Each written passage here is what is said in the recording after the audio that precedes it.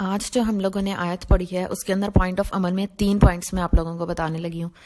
سب سے پہلے جو پوائنٹ ہے نا اس کو میں سمجھانے کے لیے یا اس کو بتانے کے لیے ایک حدیث سناتی ہوں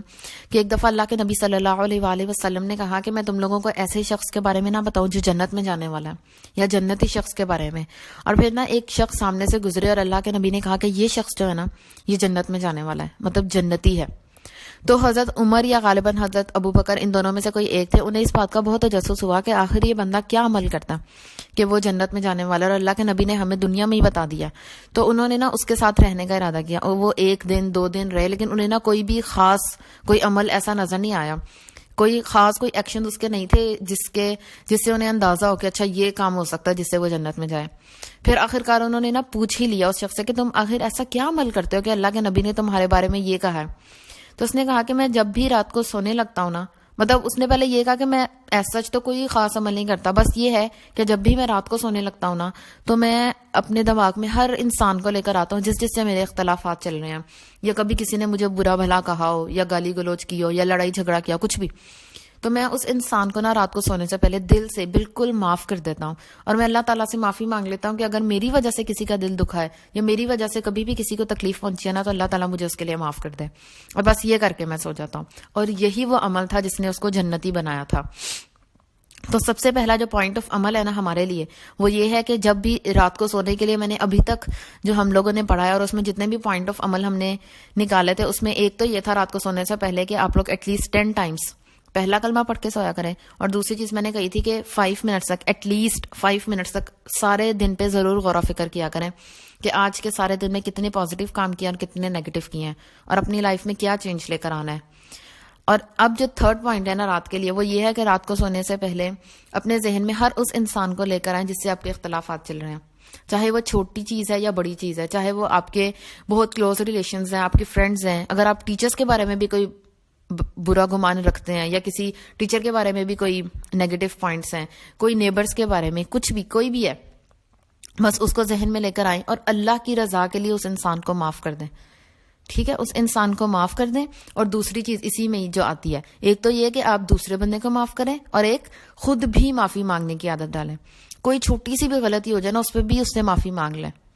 یہ حقوق العباد کے لیے بہت امپورٹنٹ پوائنٹ ہے. ٹھیک ہے, تو بس کوشش کریں کہ آپ ہر انسان سے غلطی ہو نہ ہو, اگر آپ کو تھوڑا سا شک بھی ہے نا کہ کہیں اس بندے کا دل نہ دکھاؤ یا میری وجہ سے اسے تکلیف نہ ہوئی, فوراً اسے معافی مانگ لیں.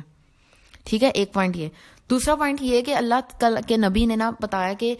جو تحفے ہوتے ہیں نا, کسی کو تحفے دینے سے دلوں میں محبت بڑھتی ہے. اور اگر اللہ کے نبی صلی اللہ علیہ وسلم نے یہ بات کہی ہے تو یہ حق ہے, یعنی یہ سچ ہے. اگر ہم کسی کو گفٹس دیں گے تو اس کے دل میں ہمارے لیے اللہ تعالیٰ محبت ڈالے گا. تو جو آج ہم لوگوں نے آیت پڑھی ہے نا اس میں مین آتے ہیں بلڈ ریلیشن, جو بہت کلوز ریلیشنز ہوتے ہیں.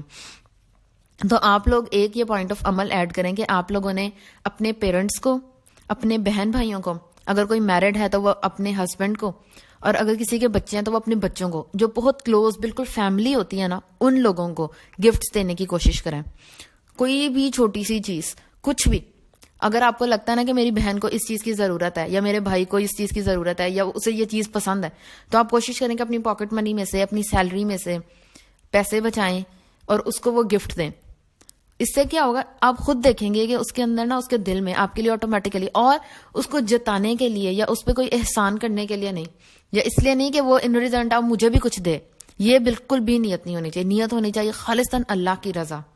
پھر دیکھیے گا آپ کے ان کے دل میں آپ کے لیے اور آپ کے دل میں ان کے لیے کتنی زیادہ محبت پیدا ہوتی ہے. اور جو تیسرا پوائنٹ ہے وہ یہ ہے کہ کیونکہ اللہ تعالیٰ نے ہمیں کہا کہ ہم اللہ سے کیے ہوئے عہد کو توڑتے ہیں, تو وہ اللہ سے کیے ہوئے عہد کو مضبوط کرنے کے لیے سب سے پہلی چیز آتی ہے ایمان. اور ایمان کے لیے ابھی تک ہم لوگوں نے دیکھا تھا ایمان مفصل اور ایمان مجمل, اور دوسری چیز دیکھی تھی کلمہ. آج میں 3rd چیز ایڈ کرنے والی ہوں, اور یہ اتنی خوبصورت اور اتنی زبردست چیز ہے کہ اس کے بارے میں کہا جاتا ہے کہ اللہ کے نبی نے کہا کہ یہ جو سورۃ البقرہ کی آخری 2 آیات ہے نا یہ مجھے عرش سے ملی ہیں. عرش کے نیچے سے اللہ تعالیٰ نے یہ آیات ایز اے گفٹ دی تھی. اور ان کے بارے میں آتا ہے کہ جو لوگ یہ آیات پڑھتے ہیں نا رات کو سونے سے پہلے تو ان کی حفاظت کی جاتی ہے, شیاطین کا ان پر اثر نہیں ہوتا, اور جو جادو وغیرہ ہوتا ہے نا اس کا بھی ان چیزوں میں, مطلب جو باطل چیزیں ہوتی ہیں نا ان کا ان پہ اثر نہیں ہوتا جو لوگ یہ آیات پڑھتے ہیں. اور جب آپ لوگ ان آیات کا ترجمہ پڑھیں گے نا تو آپ لوگوں کا خود دل کرے گا کہ آپ لوگ اس کو یاد بھی کریں اور اس کو ہمیشہ پڑھیں. تو کوشش کیا رہے کہ یہ 2 آیات کو آپ یاد کریں اور انہیں پڑھا کریں. کوئی بھی دن میں ایک ٹائم رکھ لیں, رات کو سونے سے پہلے پڑھ لیں تو بیسٹ ہے یہ. جزاک اللہ.